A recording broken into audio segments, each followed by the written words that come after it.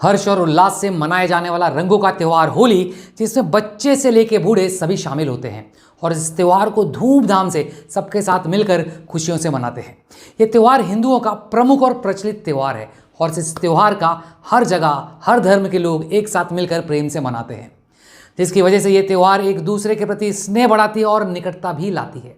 हमारे देश में जितने भी त्यौहार मनाए जाते हैं उन सब के पीछे एक पौराणिक और एक सच्ची कथा छिपी हुई होती है।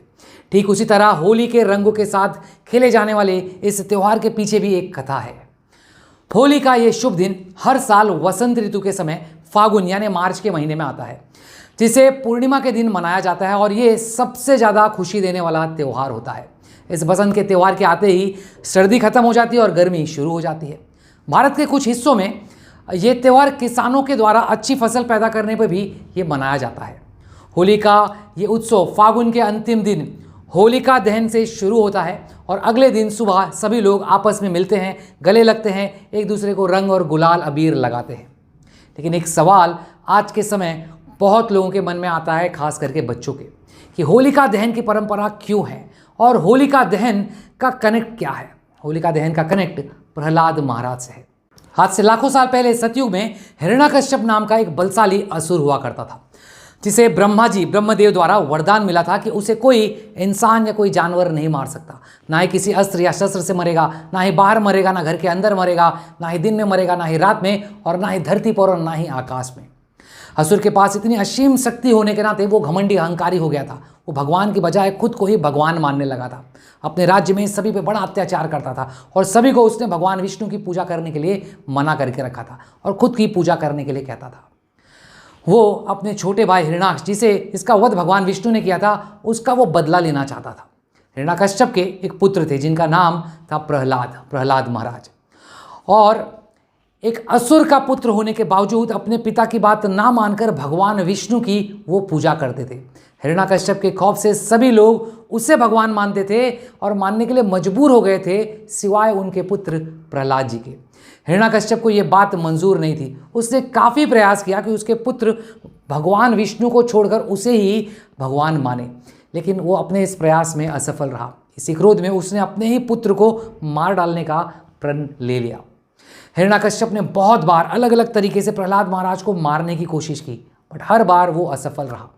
फिर उसने अपने इस घिनौने चाल में अपनी बहन होलिका की सहायता मांगी। होलिका को भगवान शिव के द्वारा एक वरदान मिला हुआ था। उसे एक वस्त्र मिला था और उस वस्त्र के जरिए अगर वो वस्त्र पहनती है तो और आग में बैठ जाती है तो वो जलेगी नहीं। जब तक होलिका के तन पर वो वस्त्र रहेगा तब तक होलिका को कोई भी जला नहीं सकता। हिरण्यकश्यप ने एक षड्यंत्र रचा और होलिका को ये आदेश दिया कि वो प्रहलाद को अपनी गोद में बिठाकर अग्नि में बैठ जाए, समा जाए। आग में होलिका जल नहीं सकती क्योंकि उसे वरदान मिला था, लेकिन उसका पुत्र आग में भस्म हो जाएगा, जल जाएगा, जिससे सबको ये सबक मिलेगा कि अगर उसकी बात किसी ने नहीं मानी उसका भी हश्र सेम वैसा ही होगा जैसा उनके पुत्र का हुआ है।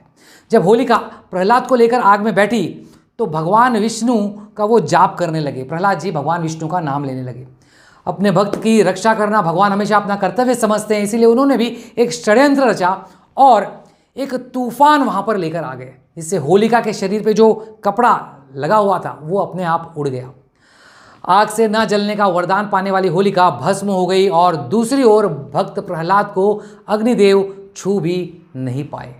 तब से लेकर अब तक सनातन धर्म के लोग इस दिन को बुराई पर अच्छाई की जीत के रूप में देखते हैं और उस दिन से होली उत्सव की शुरुआत की गई और इस दिन को मनाने के लिए लोग रंगों से खेलते हैं। होली से ठीक एक दिन पहले होलिका दहन होता है। इसी से मिला नाम होली, जिसमें लकड़ी, घास और गाय का गोबर से बने ढेर में इंसान अपने आप की बुराई भी इसके चारों ओर घूमकर आग में जलाता है और अगले दिन से नई शुरुआत करने का वचन लेता है।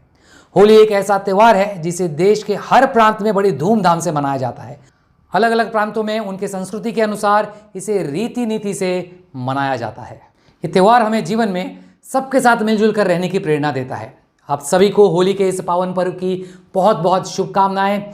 फिर मिलेंगे एक और वीडियो में। इस वीडियो को दूसरों को भी शेयर करिए ताकि ये जानकारी सभी भारतीयों तक पहुंचे। फिर मिलते हैं अगले वीडियो में। जय भारत।